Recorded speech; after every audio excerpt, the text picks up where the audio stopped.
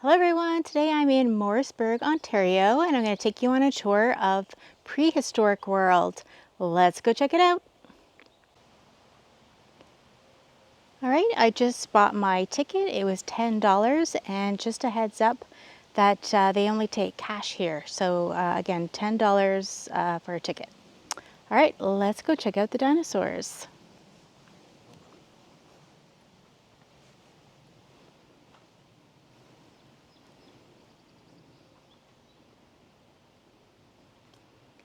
There's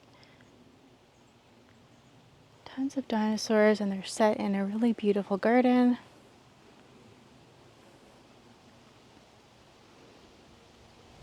And there are tons of signage explaining a bit about the dinosaurs. So forgive my pronunciations on some of them. The labyrinthodote amphibians lived from the Devonian to the end of the Triassic period. The name of the group refers to the structure of their teeth, which is very similar to that of these lobe fin fishes, probably ancestors of these primitive quadrupeds. It is not sure if they could partly breathe through the skin like modern frogs, but they were amongst the first creatures to learn to colonize the rich sediments left behind by the receding seas of that time.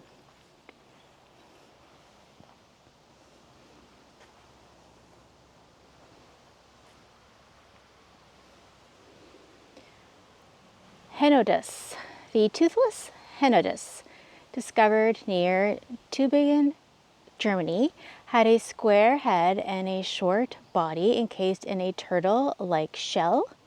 It was a member of the Placodonts, early Triassic reptiles that fed on mollusks. These animals were not turtles.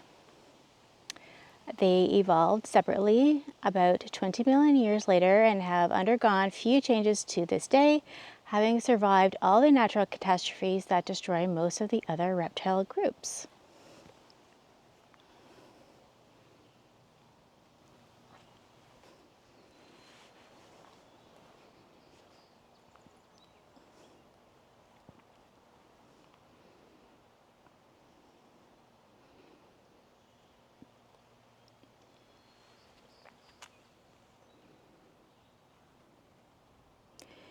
A thecodont, ancestor of the crocodile, Protosuchus, was living in North America and Europe during the late Triassic and early Jurassic period. Judging by the structure of its limbs, Protosuchus was probably both a good swimmer and a good runner. Its skeletal displays many features typical of the true modern crocodiles, and its sharp, pointed teeth show that it was a flesh eater.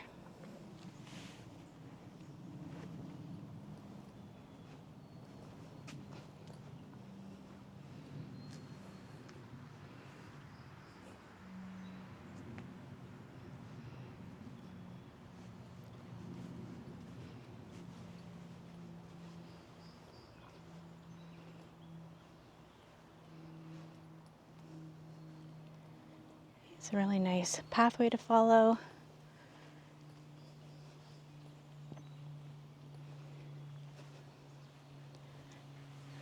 What the dinosaurs look like from the other side.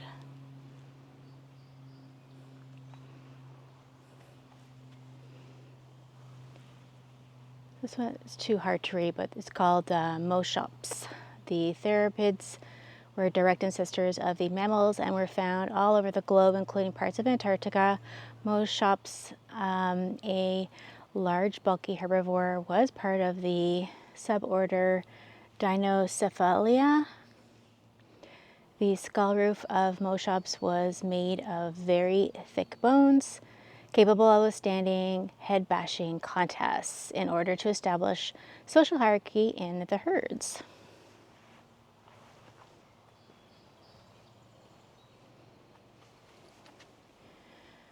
Dimetrodon, also part of the Pelycosauria group, lived at the same time in Edaphosaurus, A powerful carnivore, the largest of its time, it supported a huge dorsal fan, which acted as a heat receptor and radiator. Since it was a cold-blooded animal, the fan would gather the sun's rays and warm it up faster in the morning, and then in periods of extreme heat would serve as a heat sink to help cool it down. That's fascinating.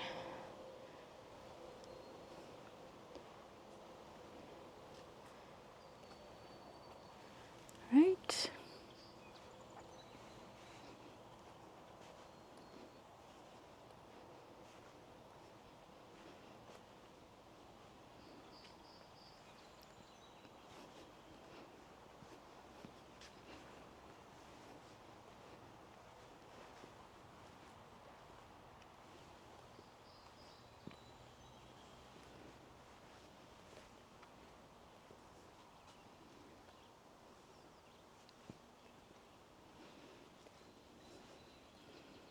Oh, there's a huge one in front of us.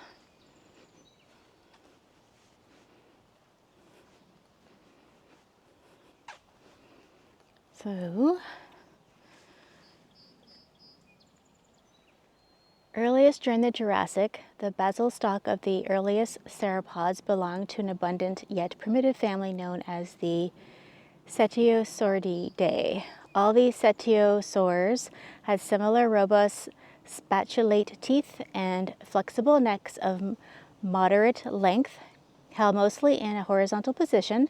The Asian Sonosaurus from the Dashapu quarry of China was the only long-necked dinosaur to have on the tip of its tail a fused mass of bone that formed a club used to defend itself against predators. Okay, so yeah, you can see its tail.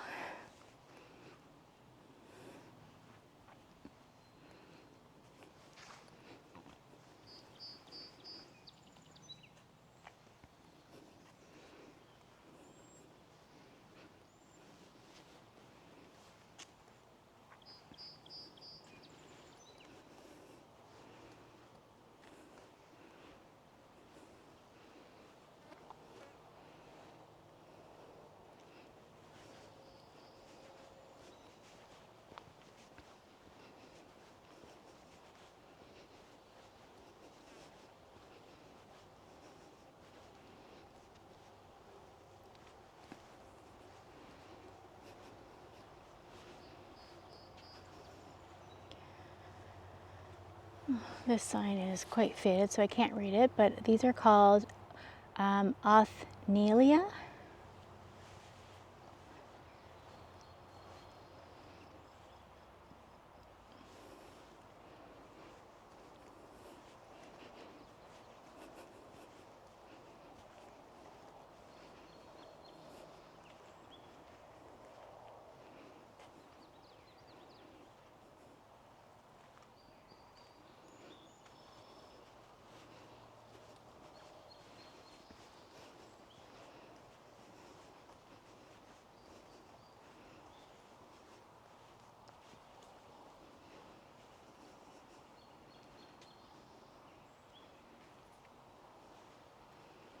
Right, so this one is called a Musaurus. The smallest known dinosaur was named mouse lizard in 1979 when a group of tiny, perfectly formed hatchlings were found in a nest in southern Argentina. The largest Musaurus skeleton was only 8 inches long. It had a large head with big eyes and a short neck, features you would expect to find in a younger, not yet fully developed animal. Paleontologists think that the adult could have grown up to 10 feet in length with the typical body proportions of a prosauropod.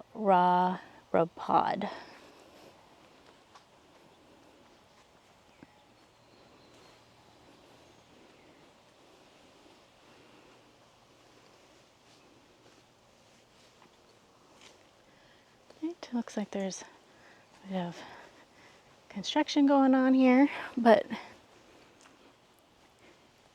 if you look up, there are some birds on the top.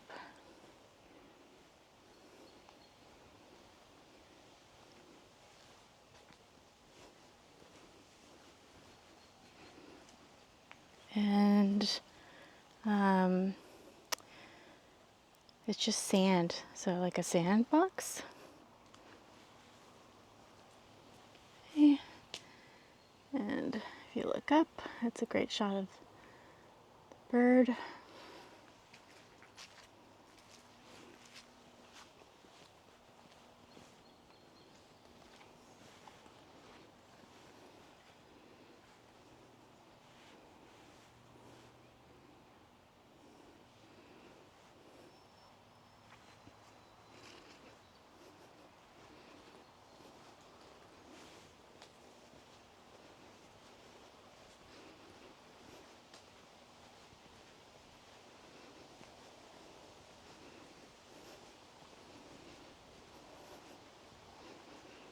Another huge dinosaur.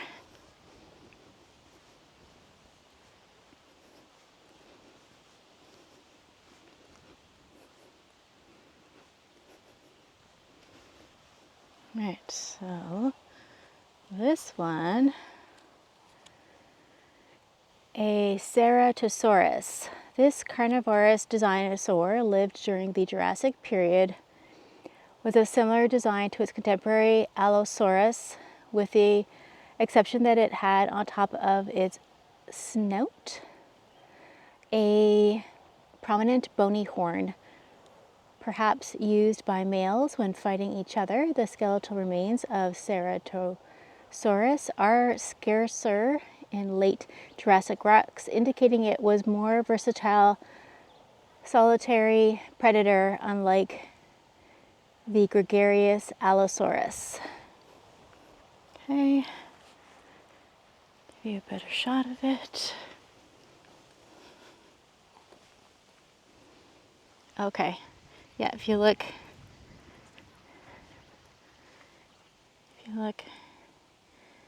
it's got like a horn on its snout.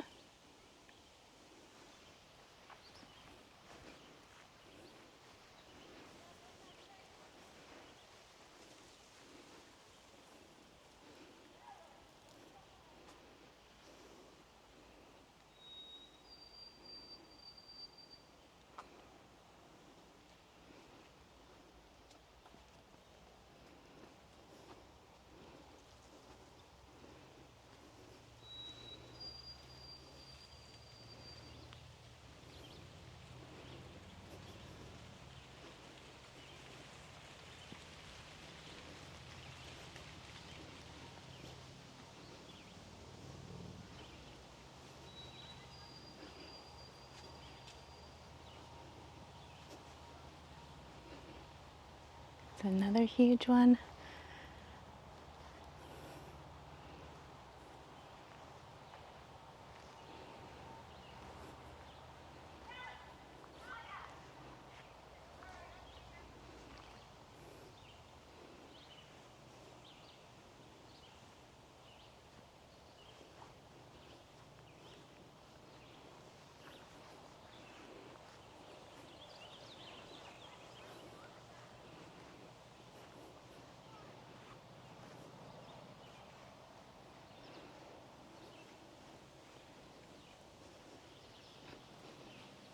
Right. So this one, a Parasaurolophus, was a large crested hadrosaur living in North America during the late Cretaceous period. This duck-billed dinosaur had a striking crest in the form of a long, narrow tube extending up to 1 meter behind the skull. Though thought at first to be a snorkel, this proved impossible, there being no opening at its end. The crest was perhaps used as a display structure during the mating season and also as a resonator for producing loud sounds as warning signals.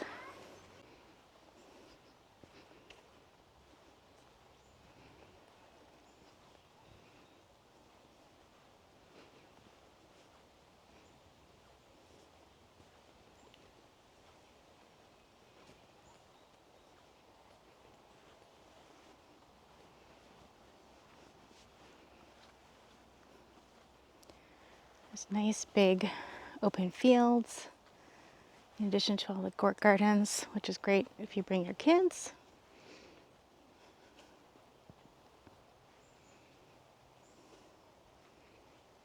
All right, so next we are heading into a wooded area.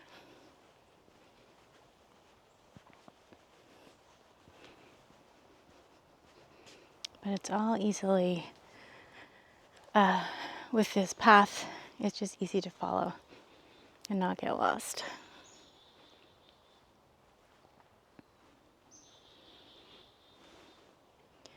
All right, so this one, a Tenotosaurus, found in the Cretaceous, Texas and Montana.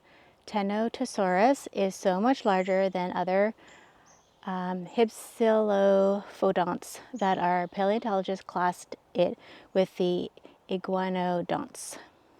Indeed, its skull is similar, but its teeth and their arrangements in the jaws place it firmly in the hypsilophodont family.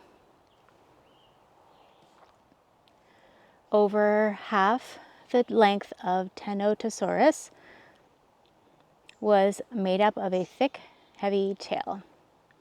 Estimated to weigh about 1 ton, it spent most of its life on all fours, contrary to most hypsilophodonts, which were small, agile, bipedal creatures.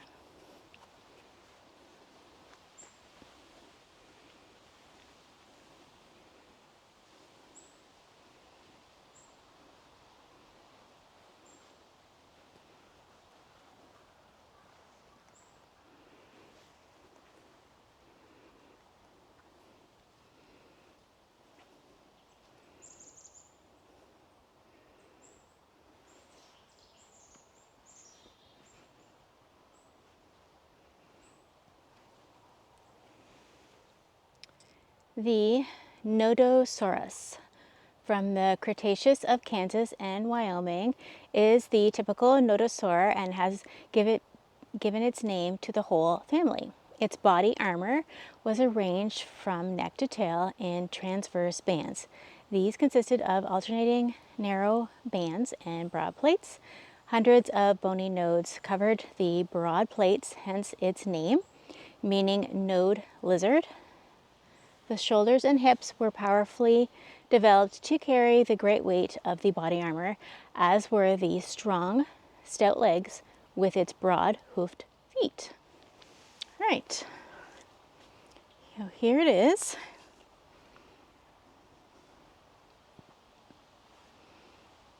It has a small head, these huge horns on it.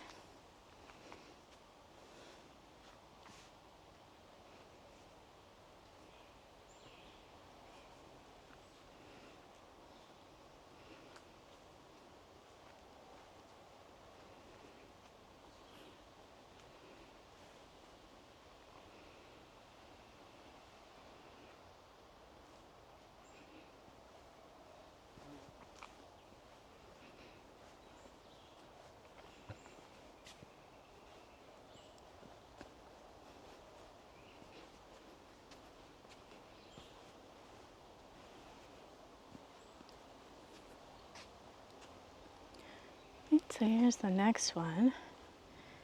It's got a crazy spiky tail. Look at that.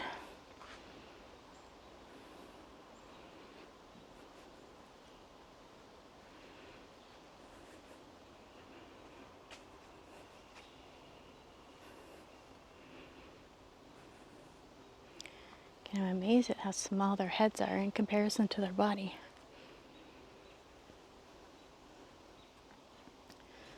Okay, so a Kentrosaurus is known only from the Tendagaru Formation in Tanzania, where it lived during the Jurassic period.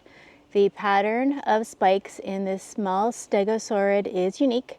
The front ones are flat and plate-like, however, by the middle of the back, they are narrow spikes which continue to the end of the tail. Clearly, these spikes were for protection against larger predators, which would risk impaling themselves on. Okay, there's conveniently an arrow to let me know to go this way. Oh wow, look at the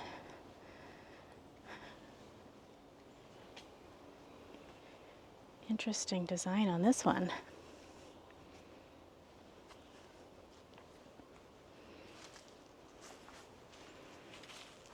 Almost like a tiger version of a dinosaur.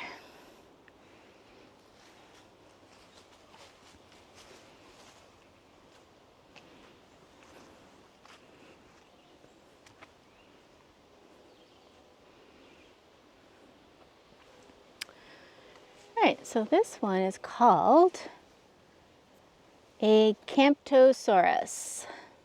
A Camptosaurus is the earliest known ichnodontid, having first been found in 1879 in Wyoming, North America.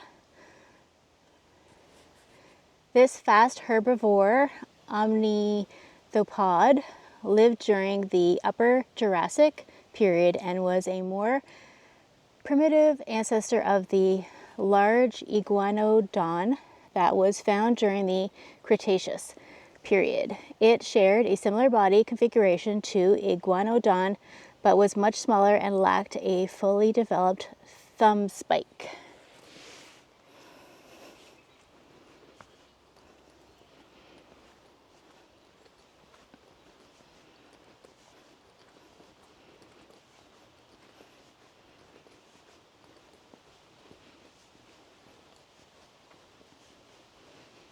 Just say it's really wonderfully peaceful in here.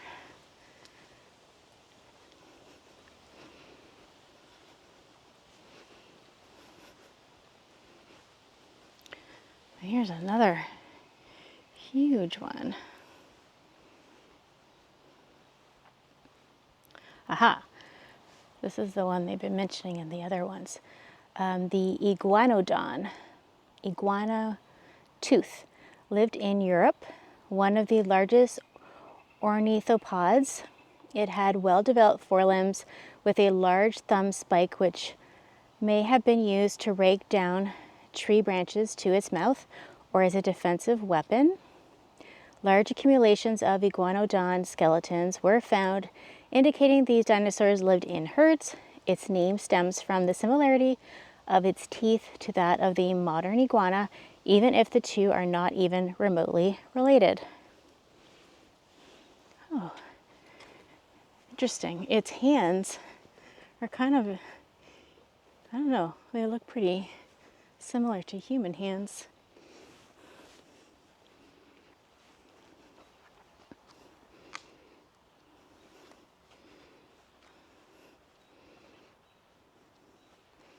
But its head is very, yeah, I agree. The head is very iguana. Looks very similar to an iguana.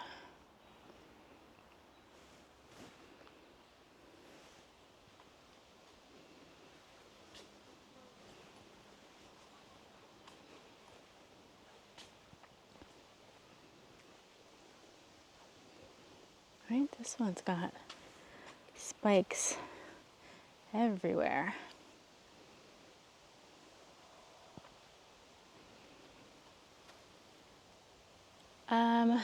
The Polacanthus was an early Cretaceous period nodosaurid ankylosaur, doing my best with the pronunciation, first found in 1865 on the coast of Isle of Wight, England. Much of the reconstruction of this dinosaur is uncertain, only a partial skeleton having been uncovered. The head and much of the body front half were never discovered except for the spines. These spines, whose position is a matter of guesswork, were most likely forming a protective frill on the body's side.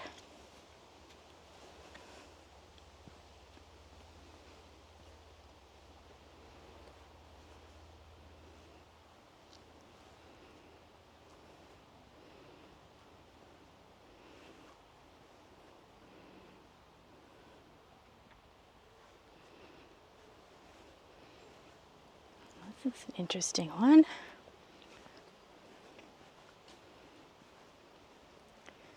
Look at the shape of its head.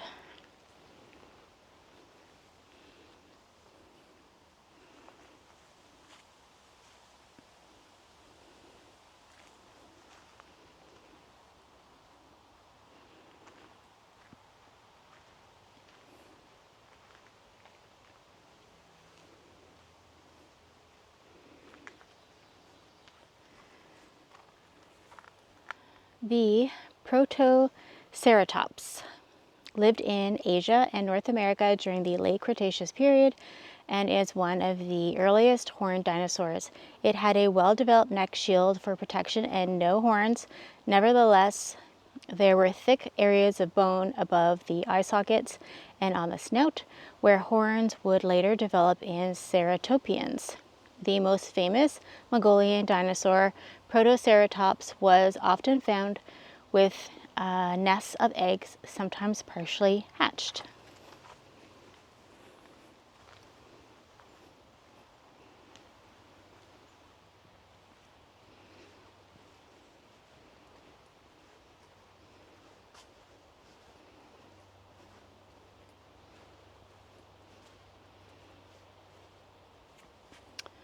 The next ones are the Scelidosaurus.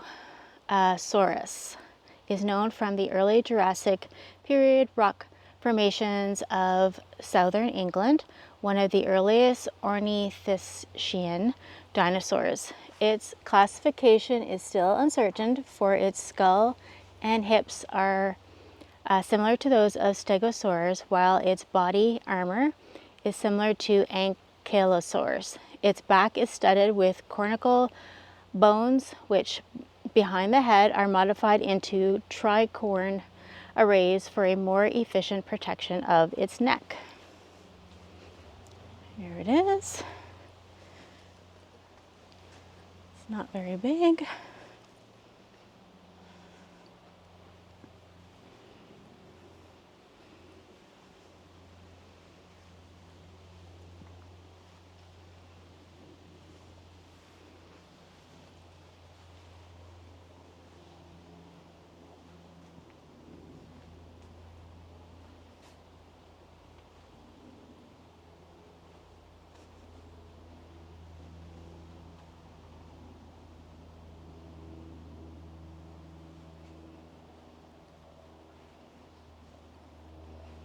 And so this one, the Plateosaurus, found mostly in Germany, France, and Switzerland, was a representative of the prosauropods, a group of dinosaurs from the late Triassic, early Jurassic periods.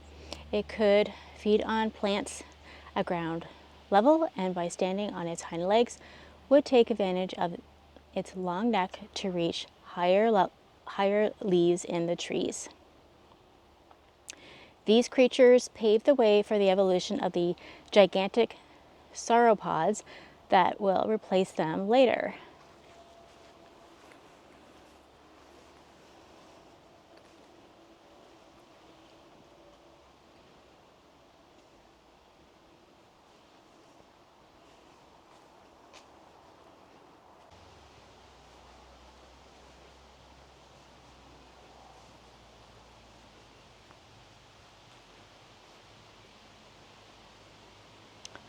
Wow, look at the huge fin on the back of this one.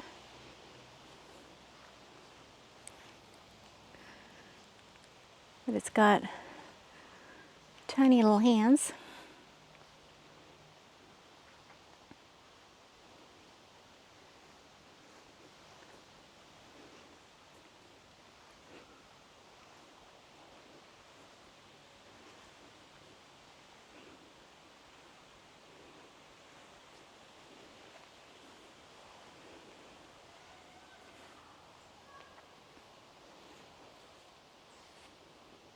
Alright, so this one is called an Oranosaurus.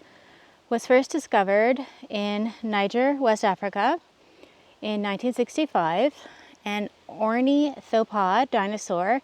It had a large sail on its back consisting of skin stretched over elongated spines along the backbone. The sail, richly supplied with blood vessels, was utilized as an effective heat exchanger.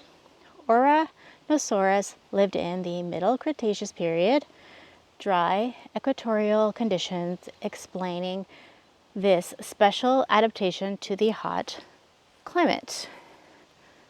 Oh, I had no idea that's what those fins were for. Very interesting. All right, so this next one is fantastic. It looks like a mama and baby. So these ones are called Cetiosaurus, a sauropod that lived during the Middle Jurassic period, first discovered in the 1830s. The partial skeleton was at first believed to be that of a whale-sized crocodile, hence its name. One of the first sauropods to evolve, its backbone was almost solid, in contrast to more highly evolved sauropods like the Apatosaurus and Brachiosaurus, whose bones were hollowed out for lightness, permitting them to attain even larger sizes. Right, this is kind of fun. You can walk on the path through them.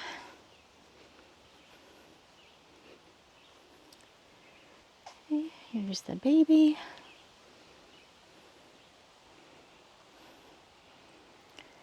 And the mom.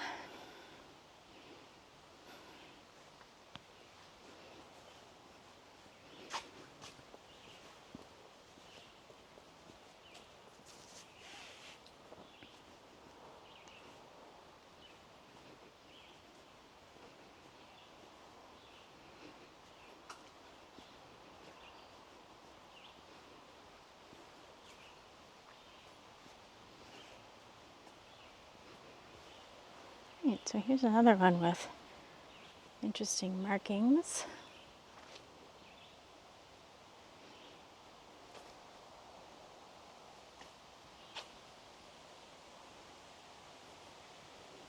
Also has a interesting the shape of its head. So that one is called a Hippacrosaurus. Was an agile lambeosauran duckbill from the north of Alberta and Montana, which lived during the late Cretaceous period. These duckbills had hollow crests, at first thought to be air reserve chambers for swimming underwater, but most likely they were used for visual identification between different species as a resonance chamber for producing the very loud sounds used to establish territorial limits and to warn others in the herd of approaching danger.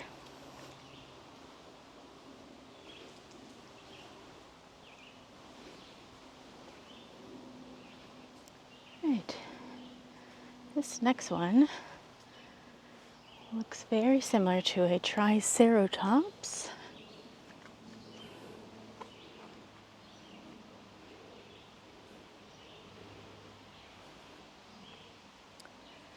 Let's see here. So it is actually called, hard to read, but a Styracosaurus.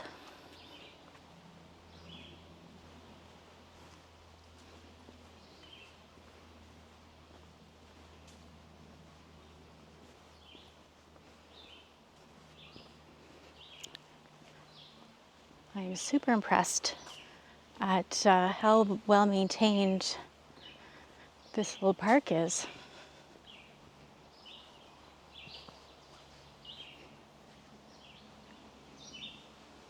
All right, so this next one is called a Minmi. The ankylosaurs are divided in two distinct families, the nodosaurids and the ankylosaurs.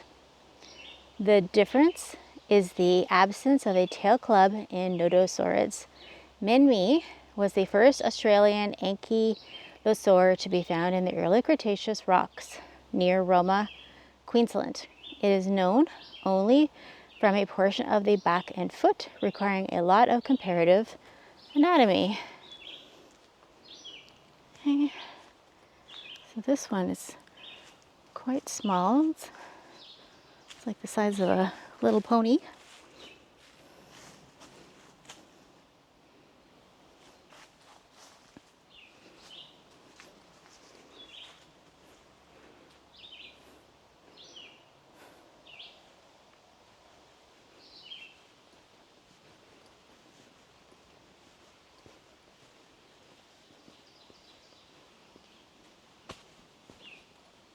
All right, look at this one. It's got huge spikes all around its back. And then check out its tail. It's got 4 spikes on its tail.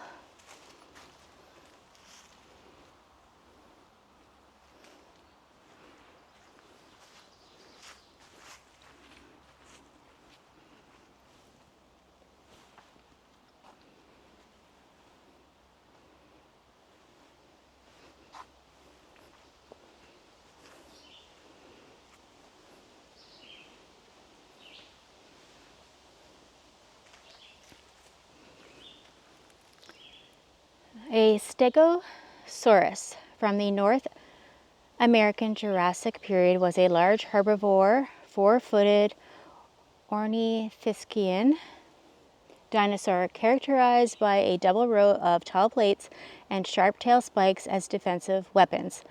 Long thought to have 2 brains, it nonetheless only had 1, though none to spare, for it was the size of a walnut. Huh.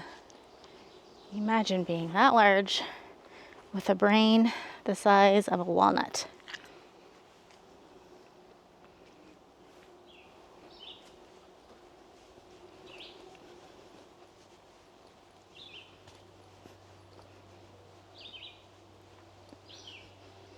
I want to point out that I've noticed that there's lots of benches throughout the park, so if you need to stop and take a rest, they are here.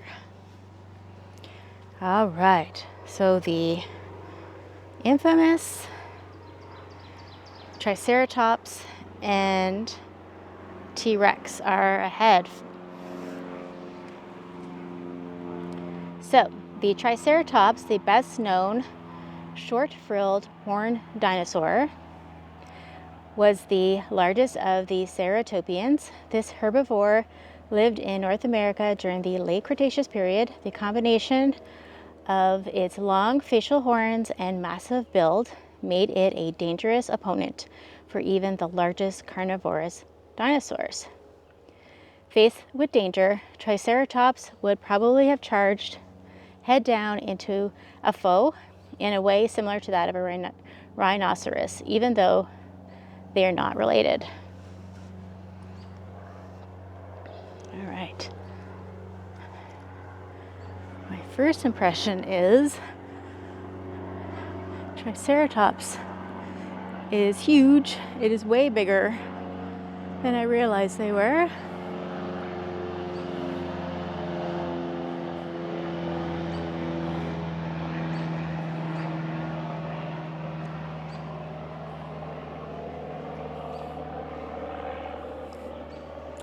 You can see how it could use its head and horns to take out an opponent quite easily. And then on this side is the T-Rex. Look how tall it is. And look at the size of its teeth. Huge teeth, little arms and hands.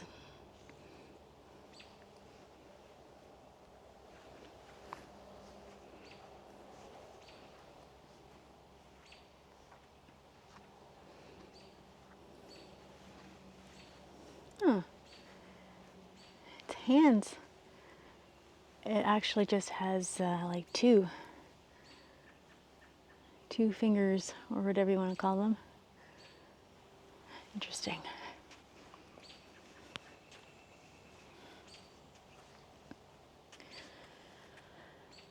The Tyrannosaurus rex was the largest of the carnivorous dinosaurs, weighing up to 8 tons and measuring close to 50 feet in length. It was found in North America during the late Cretaceous period. It might have been an active hunter, but strong evidence suggests it was mostly a scavenger. Oh, its massive weight being a problem when trying to run after its prey over long distances. Oh, interesting. I didn't think. I thought they only eat meat.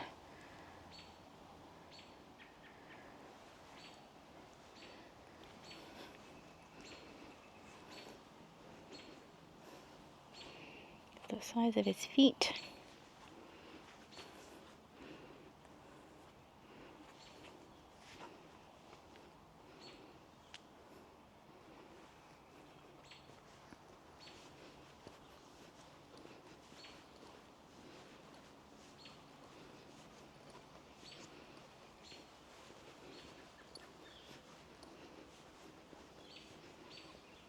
Whoa, an even bigger one here.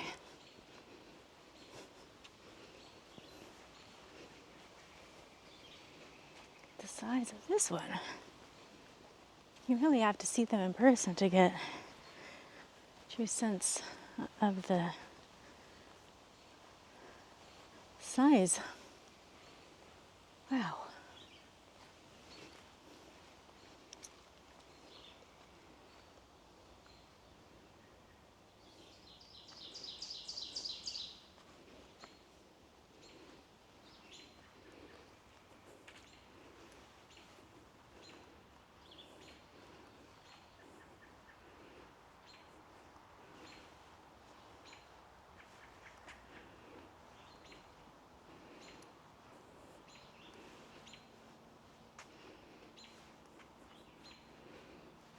Right, there's a sign here. And just as we all already knew, it is a Brontosaurus. The sign is just way too faded for me to read, unfortunately. But this is definitely a Brontosaurus.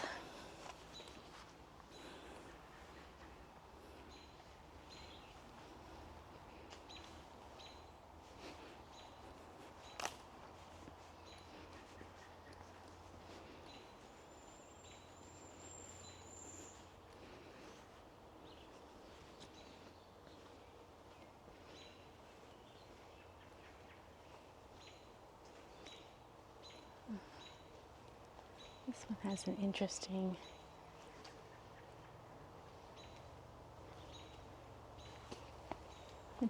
head.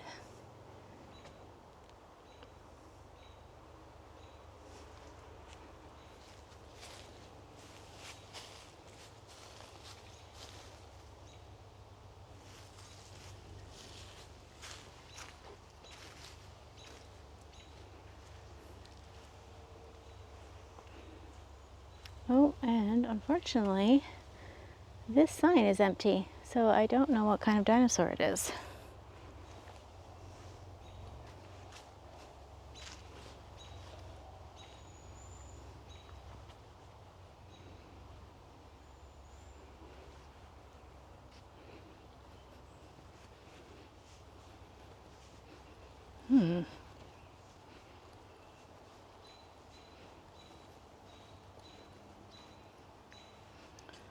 All right, never seen this one before.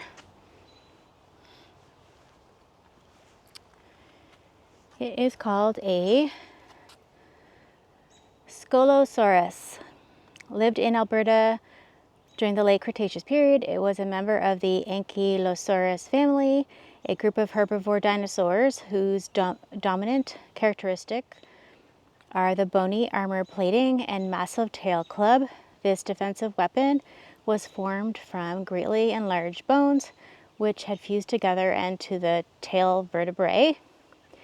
The powerful tail muscles could swing it side to side to administer lethal blows to its attackers.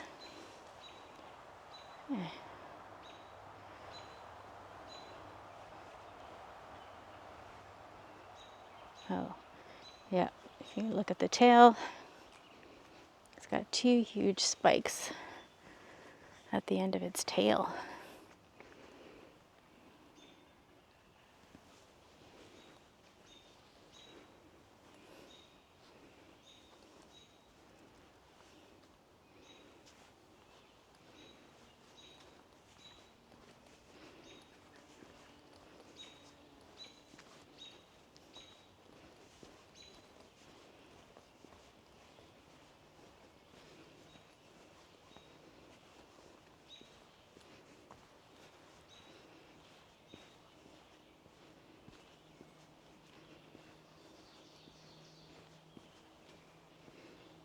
To say, unless I've come at a different time, this place is much quieter than I was expecting. I was expecting it to be really loud with kids, but so far I've only run into one family with children.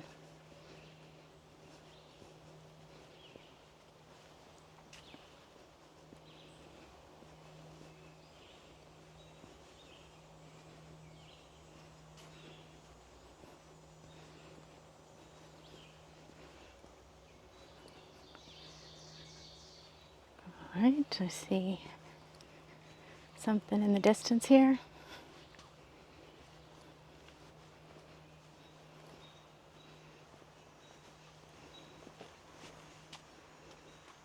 Wow. We all know what this is. Again, I'm in awe of how huge it is. So this is a woolly mammoth, and in person it is ginormous.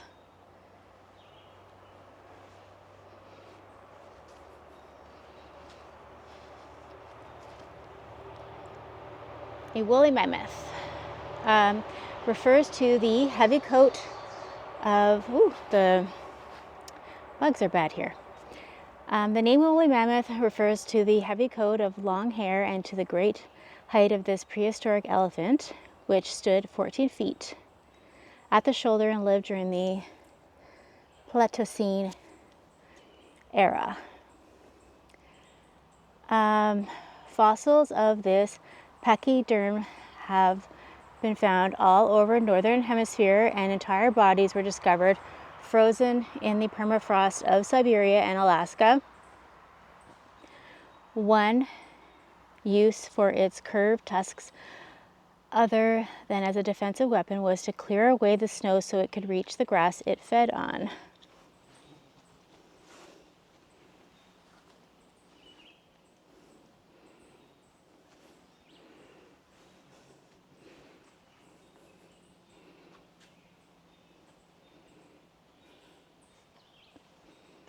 Oh, there's one hidden in the woods here. So this one is called a diprotodont.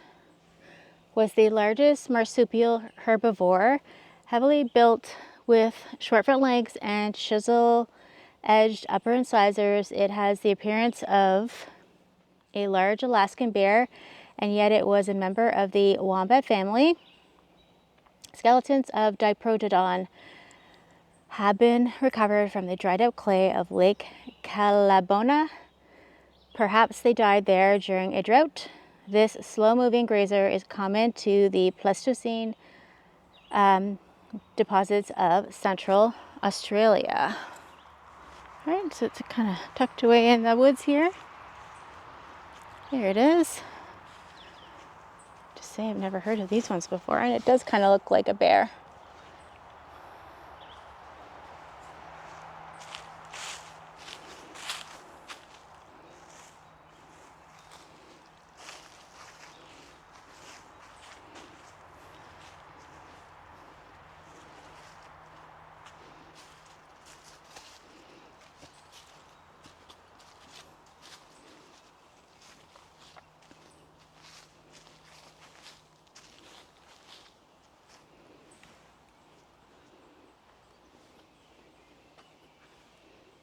And again, there's another bench there.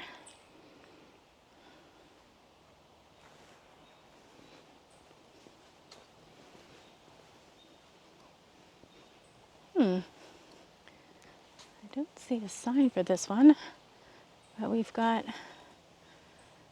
some sort of a bird.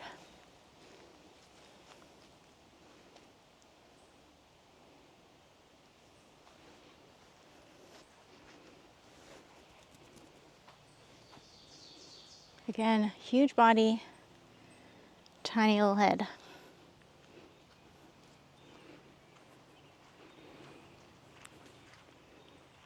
Doesn't even look like it has wings.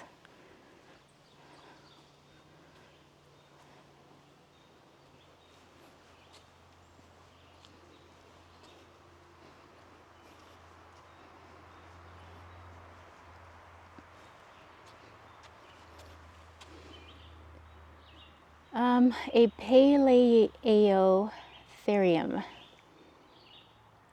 were early representative of the horse group that were common during the Phocene and Oligocene periods in Europe. They are a typical forest dweller, but the dawn, it's hard to read because it's very faded. By the dawn of the giving place to grasslands, and thereafter the Paleotheres became extinct, being replaced by more specialized forms that eventually became the modern horse. So this little guy is kind of like a historic horse.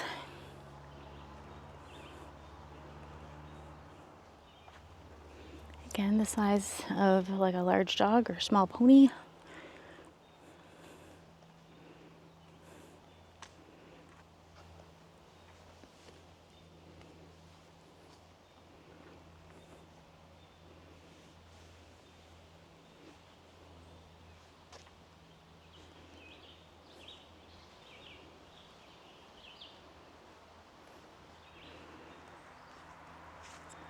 It's got huge horns on its head.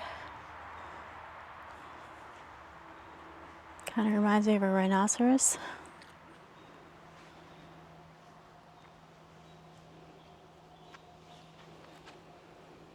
An Arsinotherium was first found near Arsinoe in Egypt. It lived in northern Africa during the lower Oligocene period.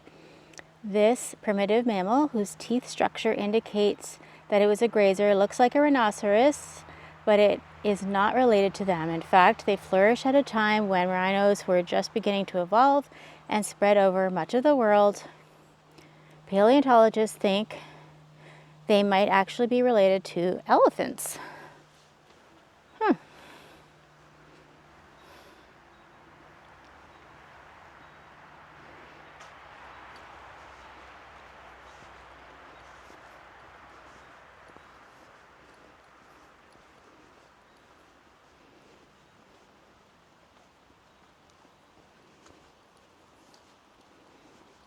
Right, I see another huge one coming up.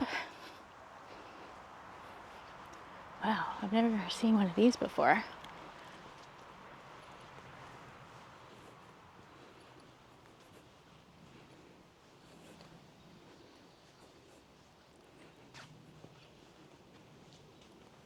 Don't see a sign for it, but I love that we can walk underneath it.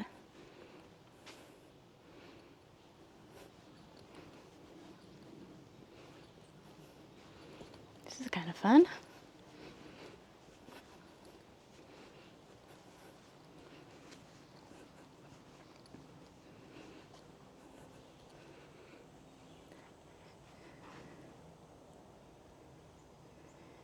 Yeah, closer look at what its face looks like.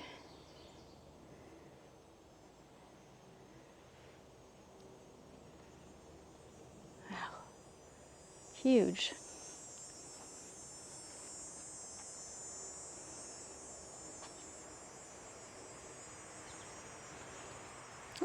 This one looks like an armadillo.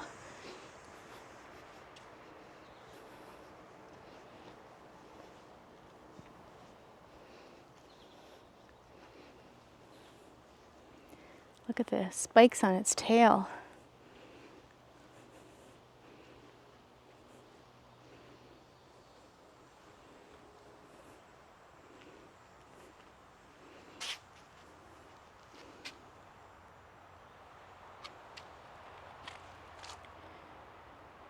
So this one is called a glyptodon, found in the southern United States to Patagonia.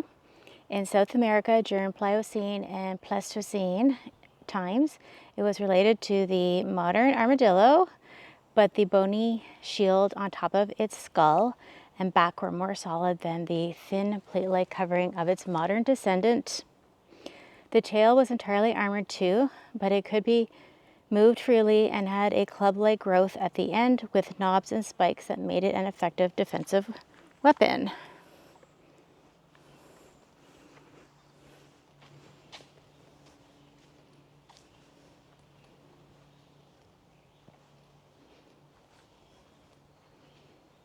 This is what its head looked like.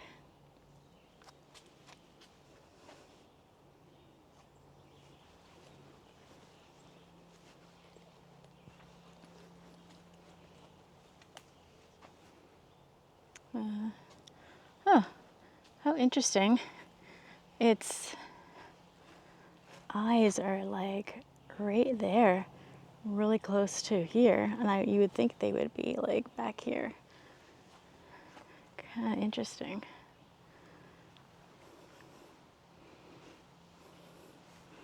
I don't see a sign for what this one is called, but I just find its face quite interesting.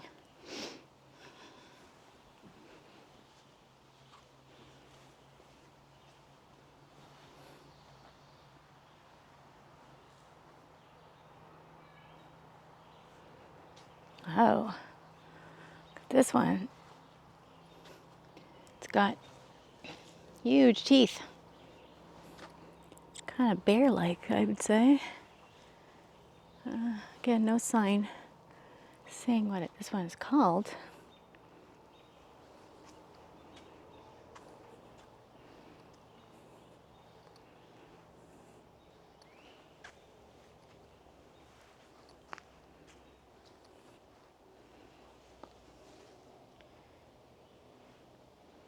Kind of giving, yeah, bear or wolf vibes.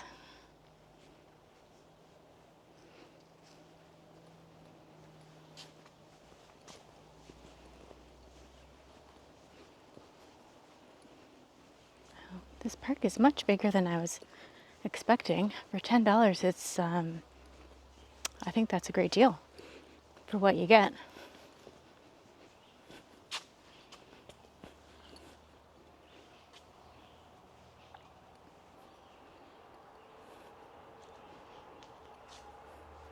Look at this one. Kind of got the face of like maybe an anteater.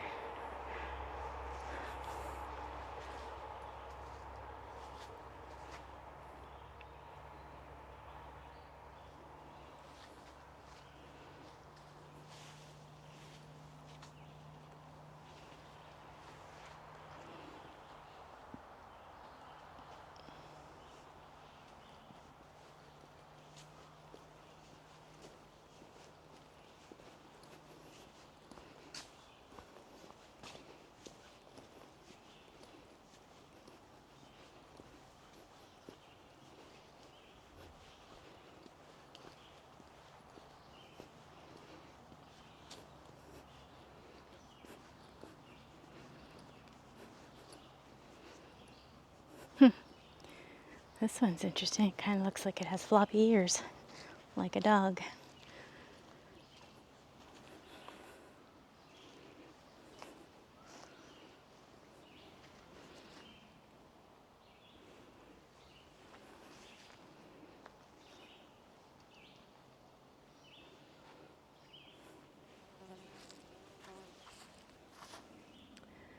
A Scutosaurus represents another family of primitive cotylosaurian. Its stocky body was heavily armored, even including horns to protect the sides of its neck. It had a short body, typical of these animals, and stumpy splayed legs, which were not very efficient. This configuration of the legs demanded great muscular strength and great bones, resulting in a very heavy frame and greatly hampered its maneuverability. All right, so what looks like floppy ears, I believe it said those are like horns to protect its face.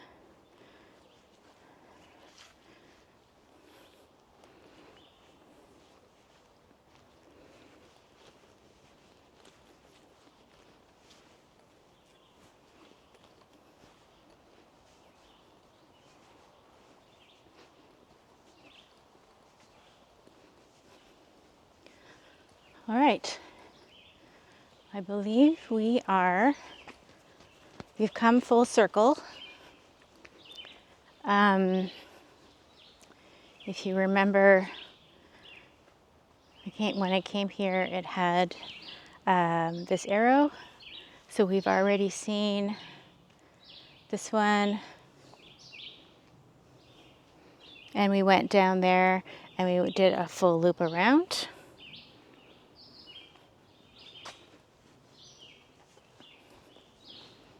So now we're going back towards the entrance.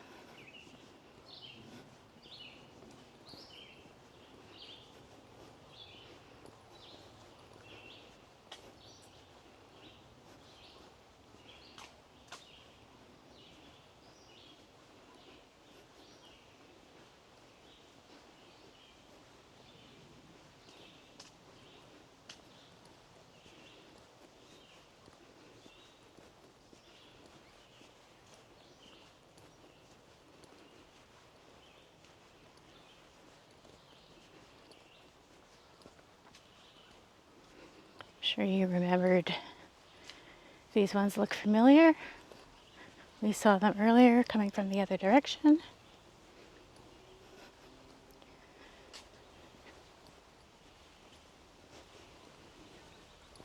All right.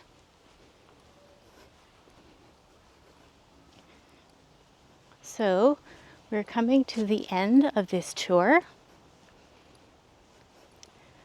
I hope you enjoyed seeing what Prehistoric World is like. It is in Morrisburg, Ontario, very, very close to, super close to Upper Canada Village.